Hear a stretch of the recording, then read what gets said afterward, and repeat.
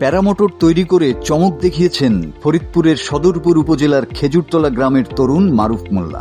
নিজের তৈরি এই প্যারামোটর দিয়ে আকাশে উড়েছেনও তিনি, তাই দেখে বিস্ময় প্রকাশ করেছেন স্থানীয়রা। মারুফ আমার এলাকার ছেলে, ও অনেক দিনের স্বপ্ন আকাশে উড়বে, তো প্রায় দেখি মারুফ আকাশে উড়ে। আজকে আপনাদের সকলের সম্মুখে ও আকাশে উড়েছে। আমি ওর উত্তরোত্তর সাফল্য কামনা করি, আর আপনাদের মাধ্যমে ওর যাতে সাপোর্ট পাওয়া যায়, ও যেন বাধাগ্রস্ত না হয়, আমি সকলের কাছে ওর জন্য সহযোগিতা কামনা করি। আকাশে উড়ার স্বপ্ন দেখতেন ছোটবেলা থেকে। এসএসসি পাশ করে কলেজে ভর্তি হলেও পরিবারের দারিদ্রতার কারণে লেখাপড়া চালিয়ে যেতে পারেননি, কিন্তু আকাশে উড়ার স্বপ্নও তাকে ফেরাতে পারেনি। প্যারামোটর তৈরি করতে গিয়ে অনেক সমস্যারও সম্মুখীন হন তিনি, কারণ এটি তৈরির জন্য বিদেশ থেকে প্যারামোটর আনতে অনেক খরচ।